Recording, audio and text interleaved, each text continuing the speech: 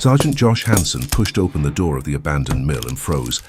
The walls were covered in maps, German maps, fresh ink, still glistening in the dim light filtering through broken shutters, troop movements, artillery positions, supply routes, all of it right there, painted across stone walls like some kind of enemy prayer.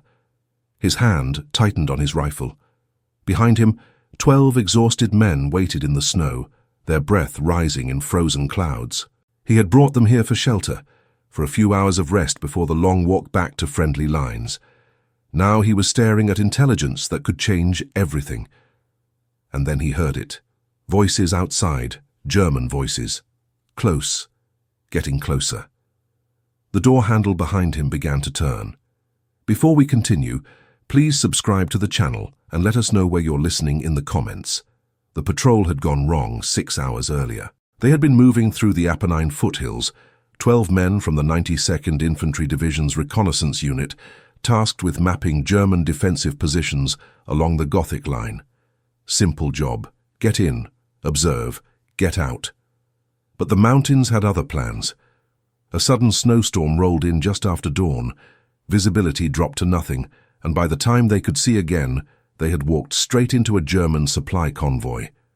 The firefight lasted maybe 3 minutes, long enough to scatter the convoy, short enough to avoid drawing reinforcements, but it cost them. Private Deacon took shrapnel in the shoulder. Corporal Miles twisted his ankle jumping into a ravine, and worst of all, their radio took a bullet. The vacuum tubes shattered, leaving them deaf and mute in enemy territory. Hanson had made the call immediately.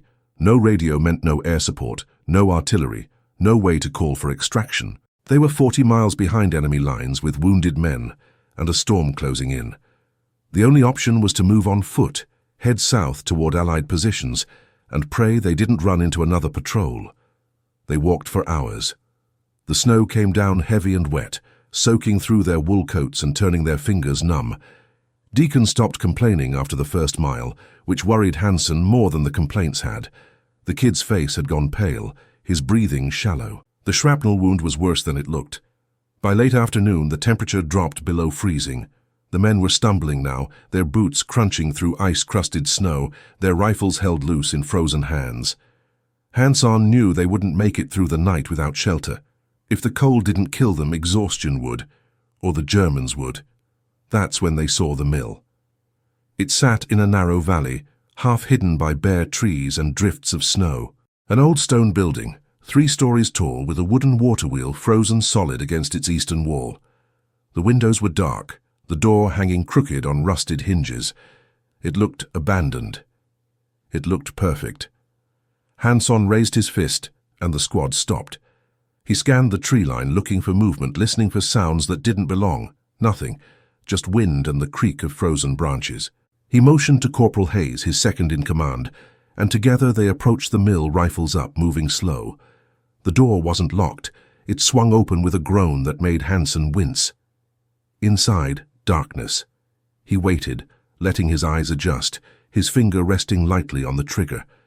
The air smelled of stone and old wood and something else, something recent.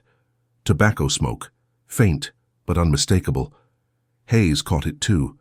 He glanced at Hansen, his expression tight. Someone had been here, maybe still was. They moved inside, stepping carefully, their boots silent on the dirt floor. The main room was large, open, with a stone fireplace on the far wall and a wooden staircase leading up to the second floor. Hanson checked the corners, the shadows, the places a man could hide. Nothing. The room was empty. But the walls were not. Maps. Dozens of them. Pinned to the stone with metal tacks, overlapping each other, covering every available surface. Military maps, the kind printed on heavy paper with German text and precise grid coordinates. Hanson stepped closer, his breath catching. These weren't old. The paper was clean, the ink sharp. Some of the maps still had pencil marks on them, fresh annotations in neat German script. He leaned in, studying the closest map. It showed the region north of Florence, the Gothic line defenses marked in red, artillery positions, machine gun nests, supply depots, all of it laid out in meticulous detail. Another map showed troop movements, entire divisions marked with symbols and numbers.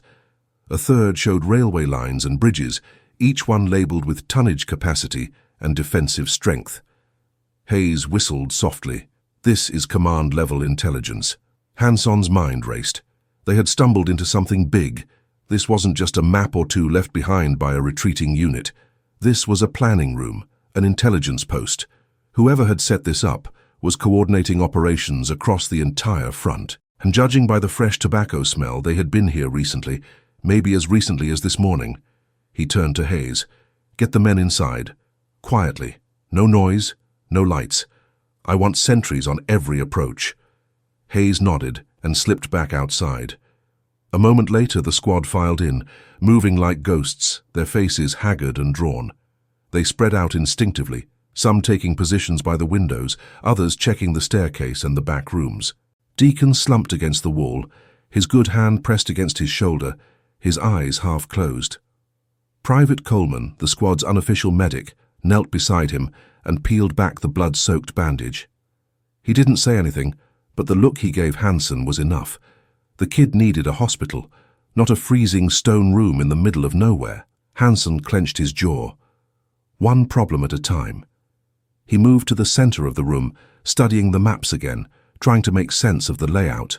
The mill had clearly been used as a temporary headquarters, a waypoint for officers moving between positions. But why here? The location wasn't strategic.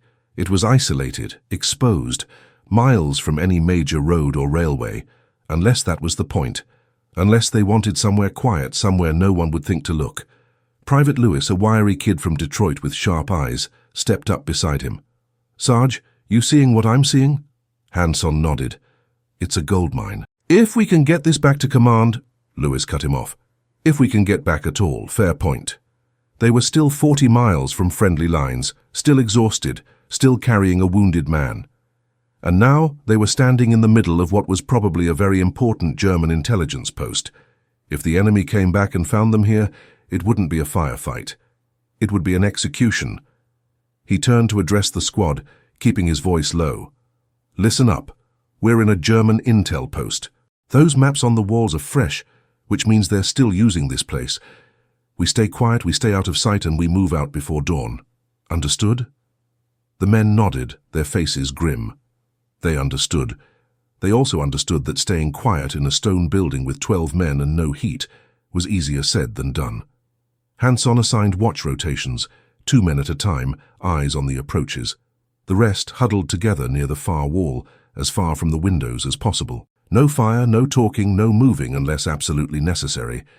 They ate cold rations in silence, chewing slowly, trying to conserve energy. The light outside faded. Darkness crept into the mill, turning the maps on the walls into shadowy shapes. Hanson sat near the door, his rifle across his knees, listening. The wind picked up, rattling the shutters, sending drafts of cold air through the cracks. Somewhere upstairs, a board creaked. Probably just the building settling. Probably. An hour passed. Then another. The men began to relax, their breathing evening out. A few even dozed off, their heads resting against the stone. Hanson didn't blame them. They had been moving for 18 hours straight. Sleep was a luxury they couldn't afford, but the body took what it needed. He was about to wake Hayes for the next watch rotation when he heard it. Faint, distant, but unmistakable. Voices. He held up a hand, and every man in the room went still. Eyes opened. Hands found rifles. The voices came again, clearer now. German. At least 2, maybe more. And they were getting closer. Hanson moved to the window, staying low, peering through a gap in the shutters. The moon had risen, casting pale light over the snow-covered valley. He could see movement now, dark shapes moving between the trees. 4 men, no, 5. German soldiers in long coats, rifles slung over their shoulders, walking casually, as if they owned the place. Because they did. One of them laughed at something, the sound carrying across the frozen air. Another lit a cigarette, the match flaring bright before being shaken out. They were heading straight for the mill. No caution, no hesitation. They knew this place. They expected it to be empty. Hanson turned back to his men, his mind racing. They were trapped. If they tried to run, the Germans would hear them, see them in the snow. If they stayed, the Germans would walk right in, and if they fought, they might win, but the noise would bring reinforcements down on them within the hour. His eyes went to the maps on the walls. Intelligence that could save lives. Intelligence that command would kill to have. And intelligence that was about to walk out the door with the enemy. The voices were right outside now, close enough to hear words. One of them said something about coffee, another complained about the cold. Normal conversation. Soldiers doing their job. The door handle turned. Hanson raised his rifle, his finger resting on the trigger. Around the room, 11 other men did the same. Deacon, pale and sweating, pushed himself upright, his pistol shaking in his hand. No one breathed. The door swung open. Cold air rushed in, and with it the silhouette of a German soldier, backlit by moonlight. He stepped inside, stomping snow from his boots, his rifle still slung across his back. He reached for something on his belt, a flashlight. His thumb found the switch, and in that frozen moment, Sergeant Josh Hanson made the first decision that would haunt him for the rest of his life. The German's thumb pressed the switch. The flashlight clicked. Nothing happened. Dead batteries. He muttered something under his breath, shook the flashlight, tried again. Still nothing. He sighed, turned, and called back through the open door. "Klaus, bring the lantern. I can't see anything in here." Hanson's finger stayed frozen on the trigger. 12 rifles pointed at the silhouette in the doorway. One shot and it was over. One shot and they all died. The German stood there, waiting, completely unaware that he was 3 pounds of pressure away from death. Another voice answered from outside. "The lantern's in the truck. Use a match." The German grumbled but reached into his coat pocket. Hanson heard the scratch of a match being struck. Smelled sulfur. Saw the small flame bloom in the darkness. The German raised it, scanning the room. The light swept past the fireplace, past the stairs, toward the far wall where 11 men sat pressed against stone, holding their breath, praying the shadows were deep enough. The match burned down to the German's fingers. He cursed, shook it out. Darkness again. That's when Corporal Hayes moved. Silent as smoke, he stepped behind the door, a trench knife already in his hand. If the German lit another match, if he took 2 more steps into the room, Hayes would have no choice. Hanson saw it in his eyes. They all did. But the German didn't light another match. Instead, he pulled the door closed behind him, shutting out the cold.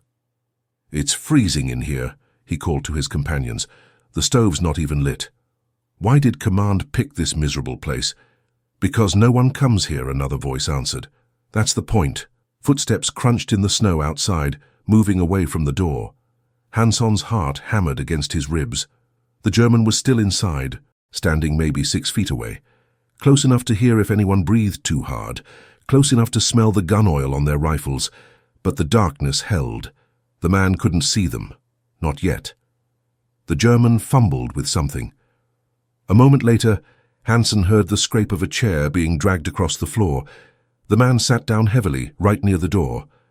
A long exhale followed, the sound of someone grateful to be off his feet. Then came the rustle of cloth, the click of a lighter, and the sudden orange glow of a cigarette being lit. In that brief flare of light, Hanson saw the German's face clearly.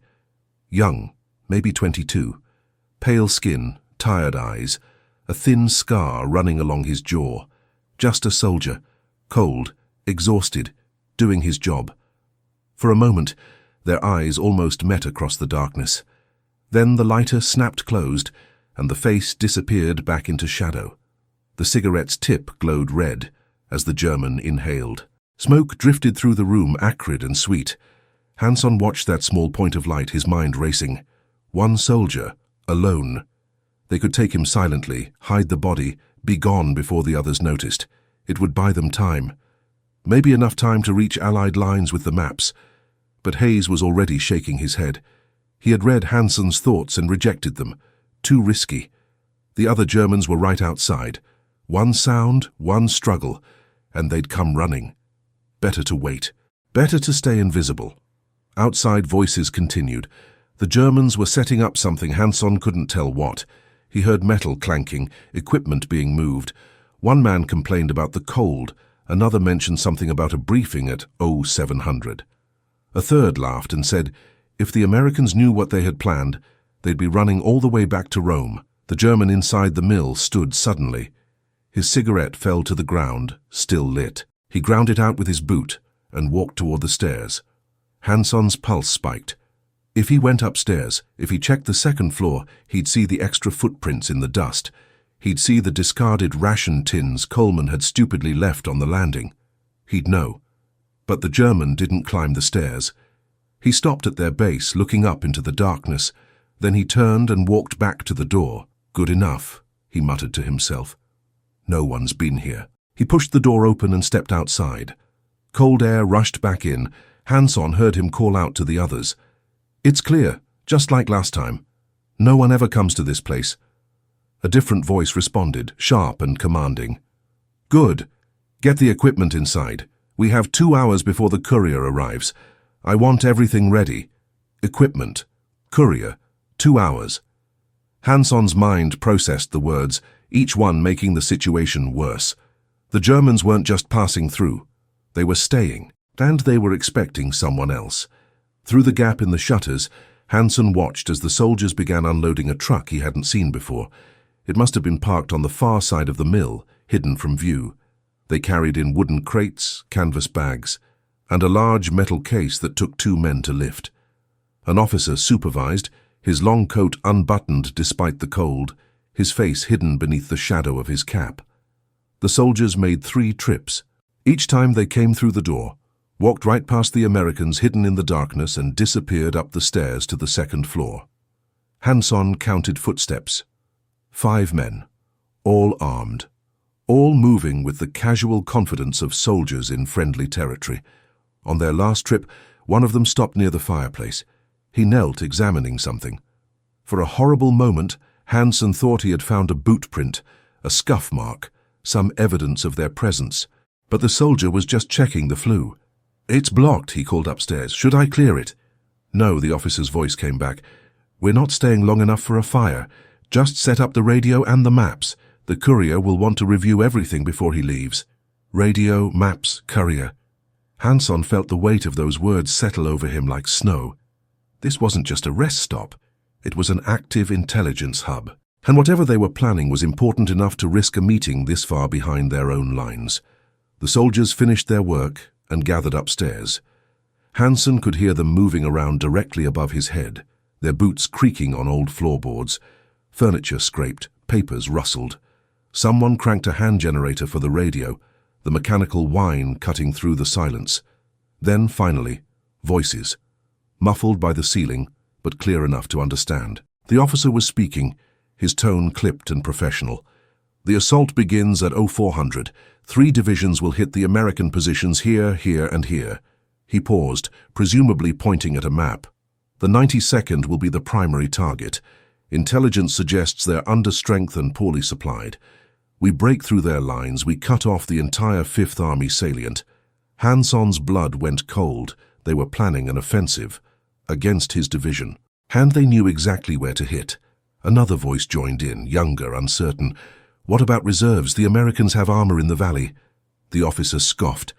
Their armor won't matter if we take the bridges first. That's why the engineers go in at 0300. By the time the Americans realize what's happening, we'll control every crossing for 20 miles. They'll be surrounded. Silence followed. Then a third voice, older, gravelly. And if the attack fails? It won't fail, the officer said flatly. We have complete intelligence on their positions, their strength, their supply lines. They're blind. We're not. Hanson looked at the maps on the walls around him. Complete intelligence. The officer was right. Every American position, every supply depot, every bridge was marked on these walls. The Germans knew everything, and in less than 12 hours, they were going to use that knowledge to destroy the 92nd Infantry Division. Private Lewis shifted beside him, his face tight with barely controlled anger. We have to warn them, he whispered, his voice barely audible. Hanson nodded, but said nothing. Warn them how? They had no radio. They were 40 miles from friendly lines, and they were trapped in a building with 5 German soldiers who were expecting a courier in 2 hours. Upstairs, the conversation continued. The officer was going through the attack plan step by step, marking positions, assigning units, timing artillery barrages down to the minute. It was meticulous, professional, and absolutely devastating. Coleman leaned close to Hansen. "Sarge, Deacon's getting worse. His breathing's shallow. I don't think he's going to make it through the night." Hansen glanced at the kid slumped against the wall. Even in the darkness, he could see how pale Deacon had become. His lips were blue, his eyes unfocused. The shrapnel wound was infected, and without proper treatment, sepsis would set in within hours. Another problem, another impossible choice. Hayes crawled over, moving with painful slowness to avoid making noise. His face was close enough that Hansen could see the question in his eyes. "What do we do?" Hansen didn't answer immediately. He looked around at his men. 12 soldiers, exhausted, low on ammunition, one critically wounded, trapped in a building with enemy forces who would kill them on sight, and in possession of intelligence that could save thousands of lives. The smart play was to wait. Let the Germans finish their meeting. Let the courier come and go, then slip out after they left and try to reach Allied lines before the attack began. Maybe they'd make it, maybe they wouldn't, but at least they'd have a chance. The right play was different. The right play meant stopping the courier, capturing the intelligence, making sure the attack never happened, but that meant fighting here now, 5 against 12.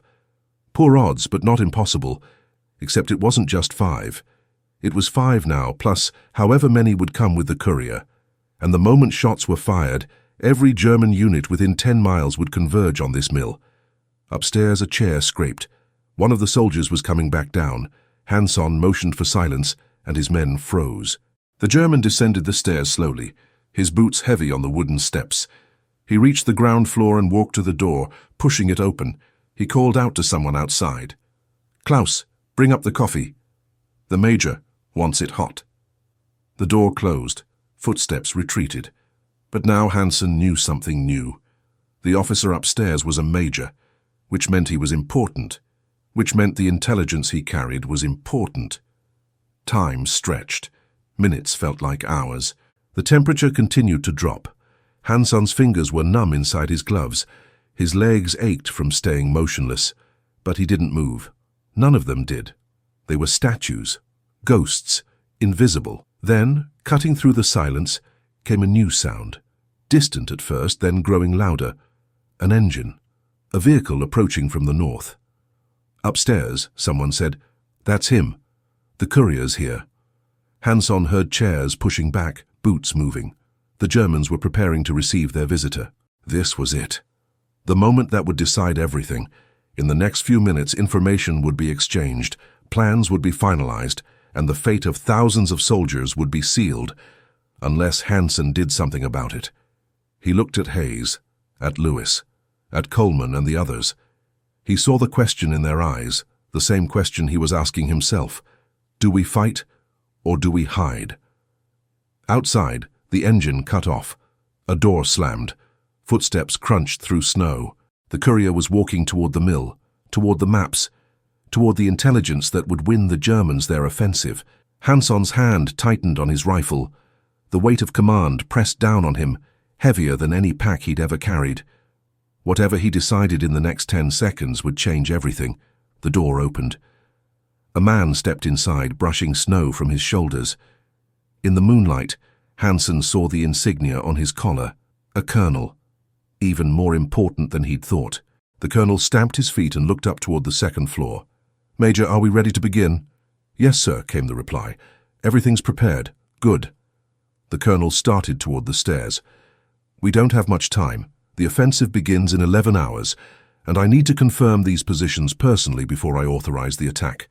11 hours, not 12. 11. Hansen made his decision. Hansen raised 3 fingers. Hayes saw it and understood immediately. 3 seconds. On 3 they move. His heart hammered against his ribs so hard he thought the Germans might hear it. Around him, 11 men shifted imperceptibly, muscles tensing, fingers finding triggers. This was it. No going back. The colonel reached the base of the stairs, one hand on the railing. Hansen dropped the first finger. 2 seconds. The major's voice drifted down from above, saying something about artillery coordinates. The colonel began to climb. Second finger dropped. 1 second. Hanson could see the back of the colonel's head, the grey hair beneath his cap, the leather holster on his belt. The man had no idea he was walking past 12 American soldiers hidden in the shadows 3 feet away. Third finger dropped. Hanson didn't give the order to fire. He gave a different order. One word whispered so quietly it was almost nothing. Wait. Hayes's head snapped toward him, confusion flashing across his face. Lewis, too. They had been ready, adrenaline flooding their systems, fingers on triggers, and Hanson had called it off. The colonel climbed the stairs, his boots heavy on each step. He reached the second floor and disappeared from view. Hanson heard greetings exchanged, chairs scraping, papers rustling. The meeting was beginning, and he had let it happen. Lewis crawled closer, his face twisted with frustration. "Sarge, what are you doing?" "We had them." "We had 5, Hanson whispered back. "Maybe 6. We don't know how many came with the colonel. We don't know what's outside. And the second we fire, every German in 10 miles comes running. So what's the plan? Just let them walk away with everything?" Hanson looked at the maps on the walls around them, barely visible in the darkness. "No," he said slowly. "We take the maps, all of them. And we leave before they notice." Hayes shook his head. "They'll notice, Sarge. The moment they come back down those stairs, they'll see empty walls. Then we make sure they don't come back down." The words hung in the cold air. Coleman understood first. His eyes widened. "You want to trap them upstairs?" Hanson nodded. "The staircase is the only way down. We block it. They're stuck. Gives us time to strip the walls and move out before they can do anything about it. But they'll hear us," Private Jenkins whispered from across the room. "We start pulling tacks out of stone walls. They'll hear every sound. Not if we're careful. Not if we wait for the right moment." "What moment?" Lewis asked. "The moment they're too busy to listen." Upstairs, the meeting continued. The major was walking the colonel through the offensive plan, unit by unit, objective by objective. Maps were being unfolded, positions marked, timelines confirmed. The voices were calm, professional, focused, perfect. Hands-on motioned to Hayes and Coleman. The 3 of them crawled toward the nearest wall, moving with agonizing slowness. Every movement calculated, every sound measured. It took 2 full minutes to cross 15 feet. When they reached the wall, Hanson studied the maps up close for the first time. They were even better than he'd thought. Topographical maps showing elevation, defensive positions, minefields, everything. Supply route maps with tonnage calculations and depot locations. Communication maps with radio frequencies and code schedules. This wasn't just intelligence. This was the entire German operational picture for the sector. He reached up slowly and grasped the corner of the nearest map. The tack holding it squeaked faintly as he began to work it loose. He froze. Upstairs, the voices continued without pause. They hadn't heard. He worked the tack again, gentler this time, twisting it back and forth until it came free with barely a whisper of sound. The map came away in his hands. He folded it carefully, tucked it inside his coat. 1 down. 23 to go. Hayes and Coleman began working on other maps, their movements mirror images of Hanson's. Slow, careful, silent. Across the room, Lewis and Jenkins joined in, crawling to the far wall. Private Morrison and Corporal Wallace took the wall near the fireplace.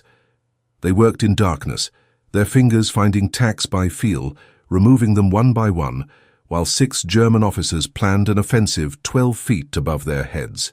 Deacon watched from his position against the wall, too weak to help, his face pale as moonlight. But his eyes were alert, and when Hanson glanced his way, the kid nodded. "Keep going." Minutes stretched. The pile of folded maps inside Hanson's coat grew heavier. His fingers were numb, clumsy. Twice he dropped a tack, and both times his heart stopped until he heard it land silently in the dirt. Above, the major's voice droned on, mechanical and precise. The first wave hits at 0400. Artillery preparation begins 30 minutes prior. Targets are here, here, and here. Hanson pulled down another map. This one showed American positions in devastating detail. Every foxhole, every machine gun nest, every observation post. Someone had done reconnaissance so thorough it was almost admirable. Almost. He folded it and added it to the growing collection. They were halfway through when the conversation upstairs shifted. The colonel said something Hansen couldn't quite hear and chairs scraped. Footsteps moved across the floor above. Hanson's hand froze on a half-removed tack. Everyone in the room went still. The footsteps stopped at the top of the stairs. For a long moment, nothing. Then the colonel's voice, clearer now. "And you're certain the Americans have no idea we're preparing this offensive?" "Absolutely certain," the major replied. "Their reconnaissance has been pathetic. We've been using this mill for 3 weeks and they haven't come within 5 miles of it." "Good." The footsteps moved away from the stairs. The meeting continued. Hanson released the breath he'd been holding and went back to work.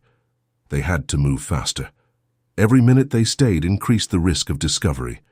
He motioned to his men, and they picked up the pace, still careful, but more urgent now. Tacks came out quicker. Maps disappeared from walls at double speed. 10 minutes later, the walls were nearly bare. Only a few maps remained high up near the ceiling, out of easy reach. Hanson looked at Hayes, who pointed to himself and then up. He was going to climb. Hanson nodded. Hayes moved to the corner where 2 walls met, using the stone joints as handholds. He climbed slowly, testing each grip before committing his weight. The stone was cold and rough under his fingers. He reached the first high map and worked the tack free. The map fluttered down and Jenkins caught it before it hit the ground. 2 more maps. Hayes stretched, his fingers just barely reaching the corner of the next one. The tack was stubborn, rusted in place. He twisted harder.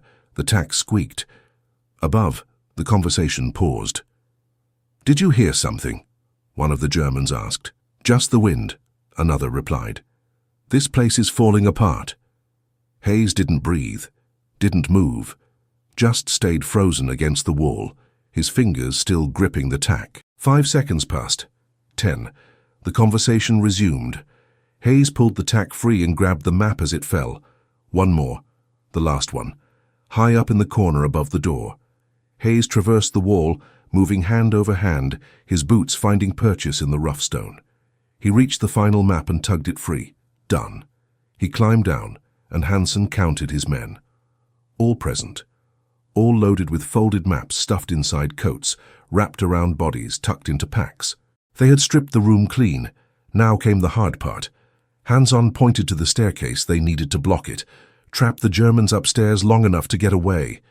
He looked around the room for something heavy, something they could move quietly. The old mill equipment wouldn't work, too loud. The furniture was too light. Then he saw it, near the fireplace, half hidden in shadow. A pile of cut stone, probably left over from repairs decades ago. Each piece weighed 40 or 50 pounds. "Perfect?" He motioned to his strongest men, Wallace, Morrison, Jenkins. Together they lifted the first stone and carried it toward the stairs, their boots silent on the dirt floor. They set it down at the base of the steps, blocking the bottom stair. Then another stone and another. They built a wall piece by piece, sealing off the only exit from the second floor. It took 15 minutes. 15 minutes of lifting and placing and praying no one upstairs decided to come down for coffee or a cigarette. But luck held. The meeting continued without interruption, the Germans completely unaware that they were being entombed. The final stone went into place. The wall reached chest height, enough to trap a man at the top of the stairs for at least a few critical seconds, maybe longer if they panicked. Hanson stepped back, surveying their work. It wasn't perfect, but it would do. He turned to face his men. Time to go. He pointed to Deacon, and Coleman and Morrison moved to help the wounded soldier to his feet. The kid's legs buckled immediately, and they had to hold him upright. "He's not going to make it," Coleman whispered. "He's going to make it," Hansen said flatly. "We all are." They moved toward the door in single file, weapons ready. Hansen reached for the handle, then paused. He looked back one more time at the stripped walls, at the stone barrier they'd built, at the maps they'd stolen. Intelligence that would save lives. Intelligence that was worth dying for. He opened the door. Cold air hit them like a fist. Outside, the snow had stopped falling, and the moon hung bright and merciless over the valley. Too bright. Every footprint would show. Every shadow would betray them. Hansen scanned the area. The truck was still parked on the far side of the mill, but no guards were visible. The Germans had assumed the mill was safe, isolated. They'd gotten complacent. Fatal mistake. Hanson led his squad into the night, moving low and fast, angling toward the tree line 50 yards away. Behind them, voices continued upstairs in the mill, completely oblivious. They crossed 30 yards, 40, almost there. That's when Deacon's legs gave out completely. He collapsed into the snow, dragging Coleman down with him. The sound wasn't loud, just a muffled thump, but in the frozen silence it carried like a gunshot. Inside the mill, the voices stopped. Hanson heard a chair scrape. Footsteps moved toward the stairs. Someone said, "Did you hear that?" "Check it out," the colonel ordered. Boots descended the staircase, heavy and fast, then stopped abruptly. "What the hell? Where are the maps?" The voice rose in alarm. "The maps are gone. Someone's been here."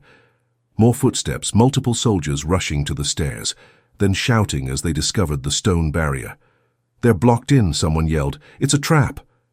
Hanson grabbed Deacon under one arm. Hayes grabbed the other. They ran. Behind them, the Germans were screaming now, trying to dismantle the barrier, calling for help. A shot rang out, fired blindly through a window, then another. The tree lines swallowed them. Branches whipped at their faces as they crashed through the forest, no longer caring about noise or tracks. Speed was everything now. Distance was survival. More shots echoed behind them. Then came the sound that made Hanson's blood freeze. An engine starting. The truck. They were coming after them. The squad ran harder. Deacon's head lolled against Hanson's shoulder, unconscious now, dead weight. They couldn't keep this pace. Not with a wounded man. Not through snow this deep. Headlights swept through the trees, growing brighter. The truck was gaining. Hanson could hear its engine roaring, gears grinding as it fought through the snow. Voices shouted in German, coordinating, spreading out to cut off escape routes. Ahead, the forest opened onto a frozen stream. The ice looked thin, treacherous. No choice. Hanson led them across, ice cracking beneath their boots, water seeping through. They reached the far side, just as the truck burst through the trees behind them. Spotlights blazed, turning night into day. Rifles opened up, bullets chewing through bark and snow. One shot hit Jenkins in the leg, and he went down hard. Morrison dragged him up, and they kept moving, limping now, bleeding, but alive. The truck tried to follow across the ice. For a moment, Hanson thought it might make it. Then came a crack like thunder. The ice gave way, and the front of the truck dropped into freezing water. The engine died, headlights tilting crazily skyward. Germans jumped from the vehicle, cursing, soaking wet, but more were coming. Hanson could hear whistles in the distance. Flares shot up, red and angry. The entire German sector was waking up. Within minutes, this valley would be swarming with soldiers. Hanson pushed his men harder. South, always south, toward Allied lines, toward safety. They had the maps. They had the intelligence. Now they just had to survive long enough to deliver it. Dawn broke 2 hours later. Grey light filtered through the trees, revealing 12 men at the edge of collapse. Deacon had stopped breathing 15 minutes earlier. Jenkins's leg wound was still bleeding despite Coleman's best efforts. They had run 10 miles in freezing conditions, carrying dead weight, pursued by an enemy that wanted them dead. And they still had 30 miles to go. Hanson called a halt in a small ravine, thick with undergrowth. The men collapsed, gasping, their breath steaming in the cold air. Lewis checked his ammunition. 3 rounds left. Hayes had 5. Morrison had 7. Between 12 men, they had maybe 40 bullets. "We can't fight," Wallace said flatly. "If they catch us, we're done." "They won't catch us," Hanson said, but he didn't sound convinced. Hayes pulled out one of the maps, unfolded it carefully. His hands were shaking, whether from cold or exhaustion, Hanson couldn't tell. "This better be worth it," he said quietly. "This better save some lives." "It will," Hanson replied. "It has to." But even as he said it, even as his men rested and treated their wounds and prepared for another brutal day of running, Hanson wondered, was it worth it? 1 man dead, another crippled, the rest hunted like animals through enemy territory. All for maps, all for intelligence that might reach command in time or might not. He looked down at Deacon's body, at the kid's frozen face. 20 years old, from Tennessee. Had wanted to be a teacher after the war. Now he'd be lucky if his family got a telegram. Hanson closed his eyes. He had made his choice back in that mill. He had chosen intelligence over safety, duty over survival, and now he had to live with it. In the distance, dogs began to bark. They moved through the mountains for 2 more days. The dogs never caught them, but they came close. Twice, Hanson heard the barking less than a mile behind them. Twice, they crossed streams to kill their scent and kept moving. Jenkins could barely walk. Coleman had run out of bandages. They were down to their last rations, eating snow to stay hydrated, pushing through exhaustion that felt like drowning. On the morning of the 3rd day, they heard American voices. A patrol from the 370th Infantry Regiment found them stumbling through a valley 6 miles north of Allied lines. Hanson barely remembered the next few hours. There were medics, hot coffee, blankets. Someone took the maps from his coat, handling them like they were made of gold. An intelligence officer appeared, a captain with wire-rimmed glasses who spread the maps across a table in a field tent and just stared. "Where did you get these?" he asked, his voice barely above a whisper. Hanson told him. The mill, the Germans, the meeting, the escape. The captain listened without interrupting, his eyes growing wider with each detail. When Hanson finished, the captain grabbed a field telephone and started making calls. Within an hour, a jeep arrived carrying a full colonel from division headquarters. The colonel studied the maps for 10 minutes in complete silence. Then he looked at Hanson. "Son, do you understand what you've brought us?" "Intelligence, sir. German offensive plans." The colonel shook his head. "You brought us everything. Troop positions, supply routes, communication frequencies, artillery coordinates. We know where every German unit in this sector is located. We know when they're planning to attack and exactly where they're going to hit." He folded the maps carefully and placed them in a leather case. "Thanks to you and your men, the offensive they were planning for tomorrow morning is never going to happen. We're hitting them first. Tonight. And they won't see it coming." Hanson felt the words settle over him, but they didn't bring relief. Just numbness. "Deacon's dead, sir. Jenkins might lose his leg." The colonel's expression softened. "I know, and I'm sorry. But because of what you did, thousands of men are going to live through tomorrow, men who would have died if that offensive had gone forward as planned. Is that supposed to make it easier?" "No," the colonel said quietly. "It's supposed to make it matter." That night, Allied artillery opened up across the entire sector. The bombardment lasted 3 hours, hitting every position marked on the German maps with devastating accuracy. Supply depots exploded, communication lines went dead. Artillery batteries were destroyed before they could fire a single round. By dawn, the German offensive was in ruins before it ever began. The 92nd Infantry Division advanced without resistance. Villages that would have been battlegrounds were liberated without a shot. Bridges that would have been blown remained standing. Men who would have died in ambushes walked through empty fields. Hanson watched it all from a field hospital where they'd taken him for exhaustion and frostbite. He saw the reports coming in, heard the casualty numbers, minimal losses, objectives taken ahead of schedule, a complete victory. And he thought about Deacon, about the kid from Tennessee who'd wanted to be a teacher, about how he'd died in the snow, cold and afraid, his blood soaking into Italian dirt, about whether a single life was worth the thousands saved. He never found an answer. The war ended 5 months later. Hanson returned to Alabama in the summer of 1945, carrying an Army Commendation Medal he never wore, and memories he couldn't escape. He didn't talk about the mill, not to his wife, not to his family, not to the men who came back with him. What was there to say? That he'd gotten a man killed stealing maps? That he'd made a choice that saved lives but cost him sleep for the rest of his own? He took a job at the post office, married his high school sweetheart, had 3 children, built a quiet life in a town that didn't ask questions about the war. The map stayed locked in a footlocker in his attic, wrapped in oilcloth, never looked at. He didn't need to look. He remembered every line, every mark, every piece of intelligence that had cost Deacon his life. Years passed. The nightmares faded but never disappeared. Sometimes he'd wake in the dark, convinced he could hear German voices outside, footsteps in the snow, the click of a rifle bolt. His wife learned not to ask. His children grew up knowing their father had fought in Italy, but nothing more. Then, in the spring of 1967, a man knocked on his door. He was German, maybe 60 years old, grey-haired, wearing a neat suit and carrying a leather briefcase. He spoke perfect English with only the faintest accent. "Mr. Hansen? Sergeant Joshua Hansen?" Hansen tensed, old instincts flaring. "Who's asking?" The man extended his hand. "My name is Klaus Zimmermann. I was a major in the Wehrmacht. I believe we met once, though you didn't know it at the time. May I come in?" They sat in Hansen's living room, an ocean and 23 years removed from the war. Zimmermann opened his briefcase and pulled out a map.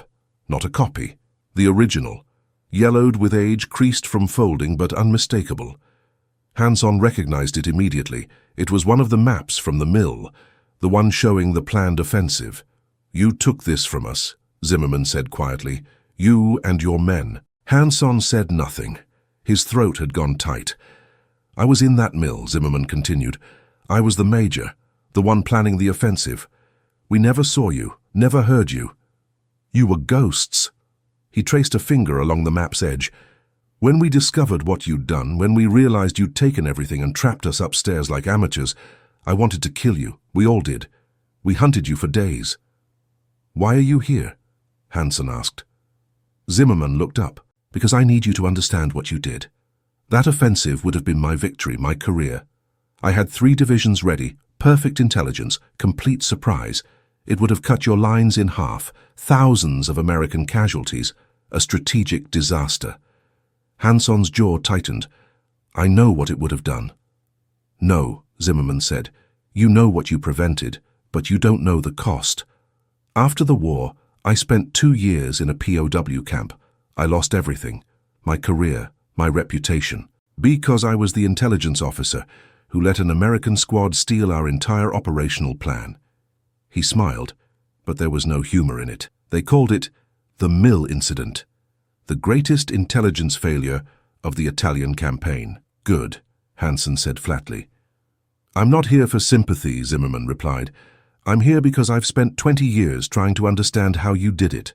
How 12 men walked into a room with German soldiers 5 feet away and stripped maps from walls without being heard. How you knew to trap us instead of fighting. How you made all the right decisions when any other officer would have made the wrong ones." Hanson shook his head. "I didn't make the right decisions. I got a man killed. Maybe more than one if you count Jenkins and what his wound did to him afterward." Zimmermann leaned forward. "You saved thousands. Don't you understand? I've seen the casualty estimates. If that offensive had proceeded, the 92nd Division would have been decimated.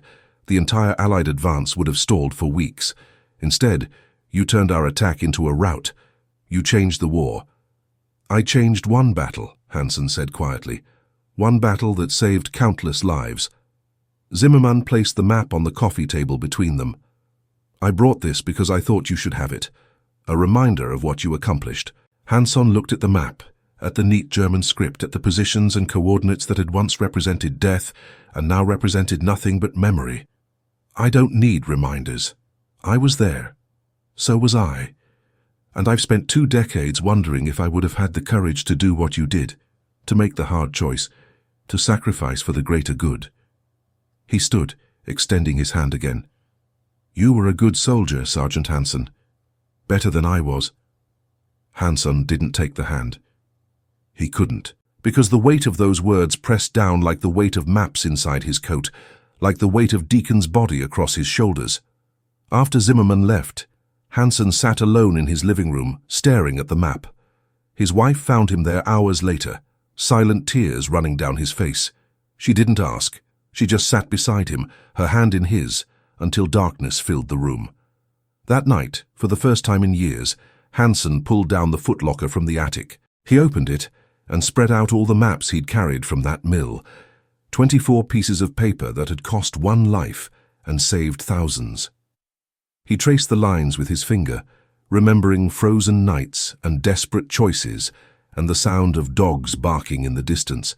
His son found him there at dawn, surrounded by maps, eyes red from crying. "Dad, what are these?" Hanson looked up at the boy. His youngest, smart kid, wanted to be a teacher, just like Deacon had. "History," he said quietly. "This is history." And then, for the first time since the war ended, he told the story. All of it. The mill, the maps, the choice, the cost.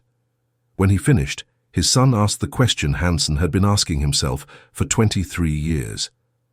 "Do you think you made the right choice?" Hansen looked at the maps spread across his floor, at the evidence of decisions made in darkness and cold and fear, at the proof that one night could define a lifetime. "I made the only choice I could live with," he said finally. "Whether it was right, I'll never know." "But it mattered," his son said. "You said the colonel told you it mattered." Hansen nodded slowly. "Yeah, it mattered." He gathered the maps carefully, folding them with the same precision he'd used that night in the mill. "And that has to be enough." He placed the maps back in the footlocker, along with Zimmerman's map, and closed the lid. He carried the trunk downstairs and set it in his son's room. "Someday," he said, "when you're older, you'll understand what these mean. Not the maps, the choices." His son looked at him with questions in his eyes, but Hansen had no more answers. Just the knowledge that in war, every choice carries a price, and some prices echo longer than others. Outside, the Alabama sun rose warm and bright over a world at peace, a world shaped by choices made in darkness by men who never expected to be remembered. Hansen stood in his doorway, watching the light spread across his lawn, and for the first time in 23 years, he felt something close to peace. Deacon's sacrifice had mattered. Jenkins's wound had mattered. The terror and the cold and the desperate run through enemy territory had all mattered, not because they changed the war, but because they saved lives. And in the end, that was all any soldier could hope for. To make the hard choices and live with them, to carry the weight and keep moving forward. Hansen closed his eyes and saw the mill one last time, the walls covered in maps, his men hidden in shadows, the sound of German voices overhead, and his own hand, steady despite the fear, pulling down intelligence that would save thousands of men who would never know his name. He had made his choice that night, and he would carry it for the rest of his life. But now, finally, he understood what the colonel had meant all those years ago. It wasn't supposed to make it easier. It was supposed to make it matter, and it did.